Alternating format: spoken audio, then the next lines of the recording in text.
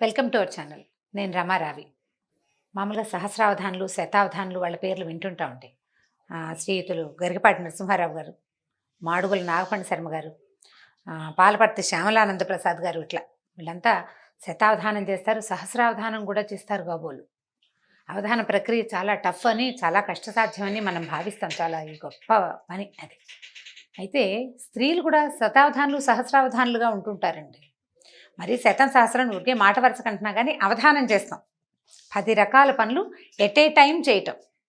అవధానం అంటే అదే కదా. అయితే మనకి ఏ గుర్తింపు ఉండదు, మనెవరు మేకతోలు కప్పరు, గుర్తింపులు ఉండవు. కానీ ఈ అవధాన ప్రక్రియ చాలా సహజంగా మన జీవితాల్లో ఉంటూ ఉంటుంది. ఏం చేస్తాం చూద్దాం. పొద్దున్నే లేస్తాం అనుకోండి, లేచి బ్రష్ చేసుకుని లేదా ఒక చెంబు నీళ్ళు పోసుకుని, రకరకాల ఎవరి అలవాట్లు వాళ్ళవి. వంటింట్లోకి వస్తే ఒక స్టవ్ మీద ఒక దాని మీద పాలు, ఇంకో దాని మీద డికాక్షన్, ఇంకో దాని మీద కుక్కర్ పెడతాం, చపాతీలు, పిండి కలపటం, కూరలు తరుక్కోవటము, పని మనిషి వస్తే ఆ గిన్నెలు బయటేయటం, అప్పుడే పిల్లల్ని నిద్ర లేపటం, పాలవాడు వస్తే పాలు తీసుకోవటం. ఇప్పటికి ఎన్ని అయినాయి ఏమిటో చాలా చెప్పాను, లెక్క పెట్టగంట. ఇవన్నీ అయినాయా? వీటితో పాటు మధ్యలో ఫోన్ కాల్స్ వస్తాయి, ఆకుకూరలు మాత వినిపిస్తుంది, ఎక్కడో వినపడిన అరటిపళ్ళ వాళ్ళ కేకని చూసుకుని అరటిపళ్ళ అబ్బాయిని పిలుచుకుంటాము. ఇప్పటికి ఇంకా చాలా పనులు అయిపోయినాయి. ఇవి కాకుండా మధ్యలో పిల్లల తాలూకు మేల్కొల్పులు, చిన్న పొన్న పిల్లలు ఉంటే వాళ్ళ తాలూకు బాత్రూమ్ కాల్స్, చిట్టి పిల్లలు ఉన్న వాళ్ళకి. అక్కడి నుంచి ఇంకా కొంచెం ముందుకెళ్తే ఈ కుక్కర్లు, పాలు గీలు దింపేస్తే మళ్ళీ టిఫిను, దాని ఏర్పాటు, దాన్ని ఒకళ్ళకి పెట్టడము, ఒకడికి నోట్లో పెట్టాల్సి రావటం, ఇంకొకటికి బాటిల్లో పాలు పోసి అందించాల్సి రావటం, ఇలా ఇలా రకరకాల పనులు చేసేస్తాం. మల్టీ టాస్కింగ్ అంటారు సింపుల్గా దీన్ని. ఒకేసారి రకరకాల పనులని హ్యాండిల్ చేయటం. సాధారణంగా గృహిణులు అందరూ, ఇళ్లల్లో ఉండే ఆడవాళ్ళందరూ ఈ పని చేస్తారు. మగవాళ్ళు కూడా చేస్తారనుకోండి, మనం వాళ్ళ సంగతి మాట్లాడలేదు కదా, మనం మామ్లో ఉన్నాం కాబట్టి మన సంగతే మనం మాట్లాడదాం. ఈ మల్టీ టాస్కింగ్ హ్యాబిట్గా, అలవాటుగా ఉండి చేయగలిగే వాళ్ళు గెలిచేస్తారండి ఏదో రకంగా. అప్పుడప్పుడు ఫెయిల్ అవుతుంటాం. ఈ పట్టుకెళ్తున్న గిన్నెలో ఏదో ఒకటి పడిపోతుంది, పాలు పొంగిపోతాయి, డికాక్షన్ పోస్తుంటే పక్కకు పడిపోతుంది, ఇడ్లీ పెడితే నీళ్లు కొట్టేస్తాయి, దోశలు ఎన్నిసార్లు వేసినా ఏమిటో మొదటి దోశలు 3-4 దోశలు చెడిపోతాయి, రోజు చేసే చపాతీ ఒక్కో రోజు అదేదో దేశపు పటం వస్తూ ఉంటుంది. ఇలా ఏవో చిన్న చిన్నవి అవుతాయి అనుకోండి, చేజారి పడిపోవటాలు, కప్పులు పగిలిపోవటాలు, అవన్నీ న్యాచురల్గా జరుగుతాయి. అయినా కూడా ఈ పని అంతా చేస్తూ ఉంటాం. ఇది ఏ ఏజ్ వాళ్ళు చేయగలుగుతారు, ఏ ఏజ్ వాళ్ళు చేయలేరు అని చెప్పడానికి వీల్లేదండి. ఈ మల్టీ టాస్కర్స్గా ఉండటం అనేది ఒక బేసిక్ ప్రజ్ఞ. జనరల్గా తల్లుల్ని చూసి పిల్లలు నేర్చుకుంటారు ఇవి. ఇప్పుడు చదువుకుంటున్న పిల్ల ఏదో గబగబా కాలేజీకి తయారవుతుంది, ఏదో స్కూలు తయారవుతుంది, అమ్మాయి ఏదో వంట చేసి పెడుతుంది, బాక్స్ ఆవిడే పెడుతుంది, జళ్ళు కూడా అమ్మాయి వేస్తుంది, లే లే లే లే నిద్ర లేపటము, నీళ్ళు బొర్లిపోతున్నాయి, బకెట్లో నీళ్ళు తిప్పేసాం, వెళ్ళని, వేడి నీళ్ళు మరిగిపోతున్నాయి తీసుకోమని తల్లులే పరిగెడుతూ ఉంటారు. ఈ పనులన్నీ చేయించుకున్న పిల్లలు కాస్త పెద్దవాళ్ళు అయ్యాక ఉద్యోగాల్లో చేరి, ఏ పెళ్ళిళ్ళు అయితే ఉద్యోగాన్ని పెళ్ళిని చక్కగా బ్యాలెన్స్ చేసుకోగలుగుతారు. ఇలాంటి బంగారు తల్లుళ్ళకి చెప్పక్కర్లా, వాళ్ళకు వచ్చు అవన్నీ. కొంతమందికి రావు చూడండి, వాళ్ళకి చెప్పాలి. ఎవరికి రావో చూద్దాం. తల్లులే అన్నం పెట్టి, తల్లులే తయారు చేసి, తల్లులే ఇస్త్రీ బట్టలు కూడా చూసి పెట్టిన వాళ్ళకి కొంచెం తక్కువగా వస్తాయండి. వస్తాయి వాళ్ళకు కూడా, కానీ బాగా రాదు. వీళ్ళు చాలామంది మాకు టీ పెట్టడం రాదు, మాకు అన్నం వండటం రాదు, అన్నీ మా అమ్మే చేసేది, మా అమ్మ సరిగా పెంచలేదు, మా అమ్మ నాకు నేర్పించలేదు, ఇలాంటి కంప్లైంట్లతోటి అరకొరగా పనులు చేస్తూ ఎప్పుడు తమ విసుక్కుంటూ లేదా ఎవరితోటైనా విసుక్కోబడుతూ అలా ఉంటూ ఉంటారు. బీ ఏ మల్టీ టాస్కర్, ఇది వాళ్ళ మన స్లోగన్. మల్టీ టాస్కర్ అవ్వండి, అవధాని అయిపోవాలి. మనం ఎలా అయిపోతామో చూద్దాం. ఉద్యోగం కొత్తగా చేరిన అమ్మాయి చదువు అయిపోయింది, ఉద్యోగంలో చేరింది, పెళ్ళి కాలేదు, పెళ్ళి అవల, ఇంకా అమ్మ దగ్గరే ఉంది. అలాంటప్పుడు ఏం చేస్తారంటే, పిల్లలు చక్కగా షోక్గా తయారయ్యి ఉద్యోగాలకు బాగా వెళ్తారు, మంచి మంచి జీతాలు వస్తాయి, లేదా చిన్నదో పెద్దదో జీతం వస్తుంది అనుకుందాం, ఏదో ఇంటికి సరదాగా 2 వస్తువులు తెస్తారు, అమ్మని సినిమాకి తీసుకెళ్తారు, ఏమైనా కొనుక్కొస్తారు. ఆ పిల్లకి వేళకి అమర్చి పెట్టడం తన డ్యూటీగా భావిస్తుంది అమ్మ. డ్యూటీగా భావించి, అసలే పిల్ల కష్టపడి వస్తుందని సాయంత్రానికి పిల్ల రాగానే వేడివేడిగా ఏదో అంత తినడానికి చేసి పెట్టడం, ఒక కాఫీయో టీయో ఇవ్వటం, పిల్ల రిలాక్స్ అయ్యేటట్టుగా చూడడం, అది ఏదైనా షికారుకి వెళ్తానంటే దాని ఏర్పాటు కూడా చేయటం, బట్టలు ఉతికించడం, ప్రెస్ చేయించి రెడీగా పెట్టడం, ఏదైనా కుట్లు గిట్లు ఊడిపోతే ఇమీడియట్గా ఆ కుట్లు గబగబా చేత్తోటో కాలుతోటో ఏదో రకంగా వేసేసి ఇచ్చేసి పిల్లలకి అన్ని రకాలుగా వైనంగా ఏర్పరిచే తల్లులు ఎక్కువగా ఉన్నారండి ఇవాళ రేపు, చాలా ఎక్కువగా. మగపిల్లలకి ఇలాగే చేస్తారు. నేను పిల్లకి ఎందుకని చెప్తున్నానంటే, మన మామ్స్ గురించి మాట్లాడాలి అని అనుకుంటున్నాం కాబట్టి. ఇలా అలవాటైన పిల్లలు, ఆడపిల్లలు రేపొద్దున ఒక 4-5 సంవత్సరాలు ఉద్యోగం చేశాక వివాహం చేసుకుంటారా, అప్పుడు ఈ వెనకాల అమర్చి పెట్టే అమ్మని మిస్ అవుతారు. ఎవరు అమర్చి పెట్టకపోయేసరికల్లా అన్నీ తమే చూసుకోవాల్సి రావటం కాకుండా ఈ కొత్తగా ఏర్పడిన కొత్త అదనపు బాధ్యత ఉంది కదా, వైఫ్ బాధ్యత, భార్య బాధ్యత, అది కష్టమైపోతుంది. హ్యాండిల్ చేయలేకపోతారు, విసిగిపోతారు. పైగా అవతల వాళ్ళ వాంటింగ్స్ ఎక్కువగా ఉంటాయి. అందులో అత్తవారు వాళ్ళు ఉంటే ఇక అసలు చెప్పనే అక్కర్లేదు. మా పిల్లకి అన్నీ వచ్చు, ఉద్యోగం చేసినా మా అమ్మాయి వంట చేస్తుంది, నీకు అది కూడా రాదా అంటారు. మనం పిల్ల బట్టలు ఇస్త్రీలే చూసుకోదు, అన్నీ అమ్మాయి చేసి పెట్టిన పిల్లకి అన్నం వండటము, టీ కలపటము ఎలా వస్తుంది? చచ్చి చెడి ఎలాగోలాగా నేర్చుకోవాలి. ఉద్యోగానికి 6 నెలలు సెలవు పెట్టి నేర్చుకోమంటే కుదురుతుంది? కుదరదే. సెలవులు గిలవులు కుదరవు. ఉద్యోగానికి వెళ్ళిపోవాలి. మహా ఏదో 10-15 రోజులు సెలవు ఇస్తారు పెళ్ళికి. ప్రీ మ్యారిటల్ సెలవులు, పోస్ట్ మ్యారిటల్ సెలవులు అని. అంటే డెలివరీ లాగా చెప్తున్నాను అనుకోండి, కాదు, పెళ్ళికి ముందు ఏదో మెహందీ ఉంది, అది ఉంది, ఇప్పుడు అడుగుతున్నారు కదా, ఓ వారం 10 రోజులు సెలవులు తీసుకోగలుగుతారు. ఉద్యోగం వెళ్ళిపోవాలి, మరి ఇల్లు అది చేయొద్దు, అది కూడా చేయాలి. ఈ రెండింటినీ బ్యాలెన్స్ చేసుకోవడానికి ముందు నుంచే మల్టీ టాస్కింగ్ ప్రాక్టీస్ కావాలి. I think you people catch my point. మీకు సరిగ్గా అర్థమైంది అనుకుంటున్నాను. అమ్మాయిలని దీనికి రెడీ చేయండి. ఇది ఒక ప్రీ మ్యారిటల్ కౌన్సిలింగ్ లాంటిది అని అనుకోండి. అబ్బాయిలని రెడీ చేసేందుకు ఇంకొక పాయింట్ మళ్ళీ చెప్పుకుందాం. ఇది 13-14 సంవత్సరాల వయసు ఉన్న పిల్లల దగ్గర నుంచి స్టార్ట్ చేయాలండి తప్పకుండా.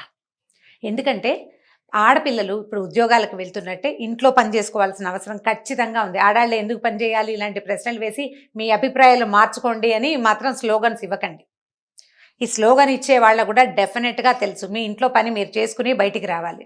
భర్త లేకపోతే మీరు ఒకళ్ళైనా చేసుకోవద్దు. ఎలకాలం అమ్మ ఉంటుందా? ఎలకాలం ఎవరైనా ఉంటారా? ఉండరు. మన పని మనం చేసుకోవాలి. మనతో పాటు ఇంకొకళ్ళు ఉంటే వాళ్ళ పని కూడా చేయాలి. మనకి పిల్లలు పుడితే వాళ్ళ సంగతి కూడా చూసుకోవాలి. ఖచ్చితంగా చూడాల్సిందే. ఆడవాళ్ళు ఎందుకు చేయాలి ఇలాంటి ప్రశ్నలు వేయద్దండి, మగవాళ్ళు కూడా చేయాలి. దాని సంగతి మళ్ళీ మాట్లాడదాం. ఇది స్పెషల్గా ఆడపిల్లల కోసమే, ఆడపిల్లల తల్లుల కోసం. చాలా చిన్నప్పటి నుంచి 4-5 ఏళ్ల వయసు అప్పటి నుంచి పిల్లలకి చిన్న చిన్న పనులు అలవాటుగా మప్పండి. మా పిల్ల పని చేస్తుంది, కప్పు తీసుకెళ్ళి లోపల పెట్టమ్మా అని తాత్కాలికంగా కాదు, హాల్లో కప్పు కనపడితే కిచెన్లో పెట్టాలి అనేది ఒక ప్రాక్టీస్గా చేయించండి. ప్రాక్టీస్. చిన్న పొన్న బట్టలు మడత పెట్టుకోవటం, తన బట్టలు తను సర్దుకోవటం, తన అల్మార్ తను అరేంజ్ చేసుకోవటం. ఎలాగా? స్కూల్ వర్క్ చేస్తూనే. ఈ పని మానేసి ఆ పని చేయటం కాదు, దాంతోపాటే ఇది చెయ్యాలి. అక్కడి నుంచి 10-14 ఏళ్ళు వచ్చేసరికల్లా ఒక పిల్లలు జడలు వేసుకోవటం, తమ జడలు తాము అరేంజ్ చేసుకోవటం, బట్టలు అరేంజ్ చేసుకోవటం, అమ్మకి ఏదైనా ఒక కూర తరిగి పెట్టడము, ఒక దోసపిండి గ్రైండర్లో వేస్తే అది తీయటం, దోశలు వేయటం, అట్లా వెనకాల పని కాసేపు అయినా రోజులో. ఎక్కడ చదువుకునే పిల్లలకి ఎక్కడ సమయం దొరుకుతుందండి అని ఇలాంటి ప్రశ్నలు వేయొద్దండి.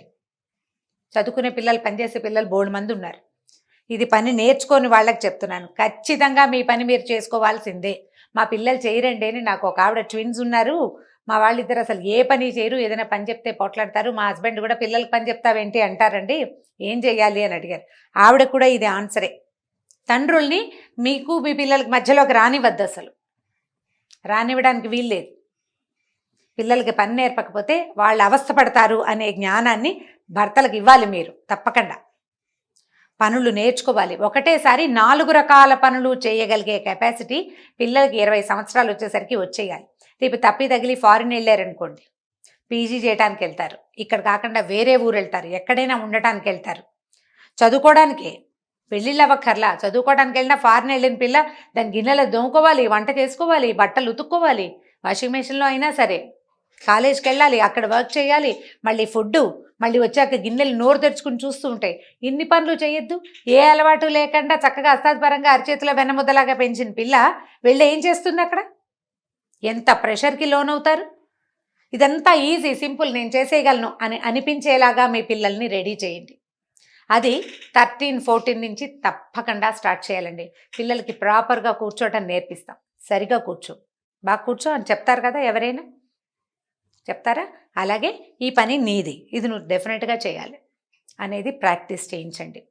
ఒకవేళ ఇలా కాదు, మన దగ్గర 20-22 ఏళ్ల పిల్లలు ఉన్నారనుకోండి, పెద్దగా ఏం చేయరు, అన్నీ మనమే అరేంజ్ చేస్తాం. అరేంజ్ చేయటం మానేయండి. పిల్లల్ని వాళ్ళ అరేంజ్మెంట్స్ వాళ్ళు చేసుకునేలాగా చేయండి. చెప్పండి వాళ్ళకి, వాళ్ళ అరేంజ్మెంట్స్ వాళ్ళు చేసుకోవాలి. మల్టీ టాస్కర్ అయిన వాళ్ళు గెలుస్తారు జీవితంలో వితౌట్ ప్రెషర్.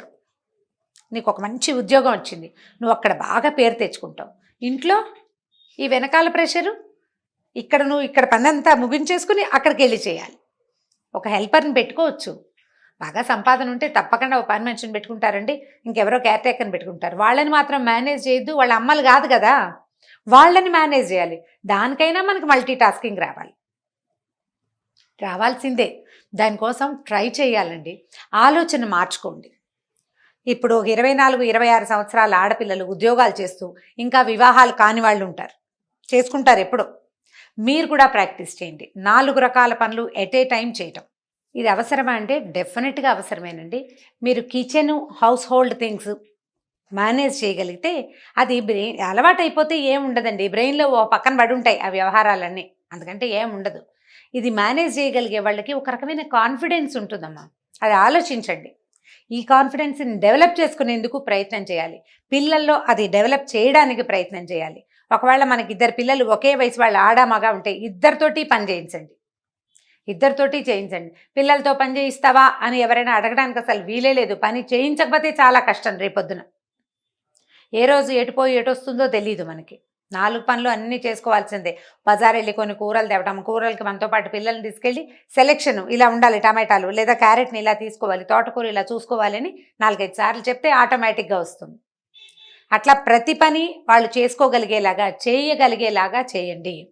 ఇది ప్రాక్టీస్ చేయండి. ఈ 4 రకాల పనులు చేయగలిగే ప్రాక్టీస్ ఉన్నవాడు బయటికి వెళ్ళి ఏదైనా చేస్తాడు. లేదా బయట పని ఒకటే వచ్చి ఇంటి పని రాకపోతే ఎవరొచ్చి అన్నం పెడతారా అని చూసే పరిస్థితి వస్తుంది. అన్నం కోసం వెయిట్ చేయకపోయినా చెయ్యలేకపోతారు.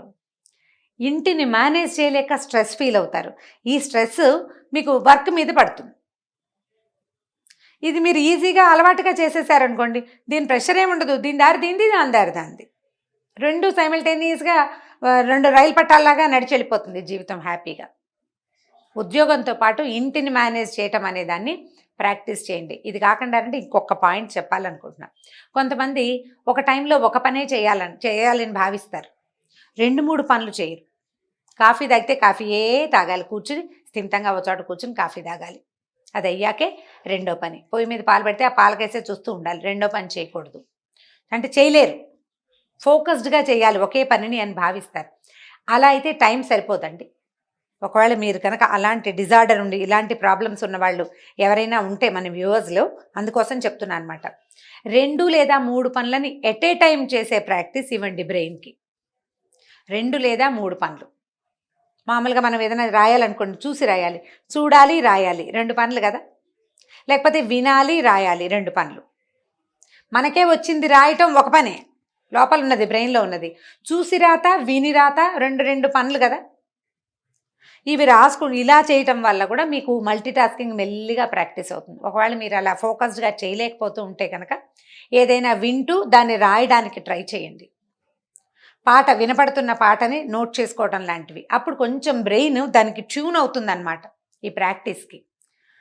ఆ సమస్యలు ఏమీ లేని వాళ్ళైతే రకరకాల పనులు, అన్ని పనులని ఒక్కొక్కసారి చేయగలమా లేదా అని చూసుకుని, ఈజీగా చేయటం ఎలా అనేది చూసుకుని వాటిని మన జీవితంలో భాగాన్ని చేసేసేయండి.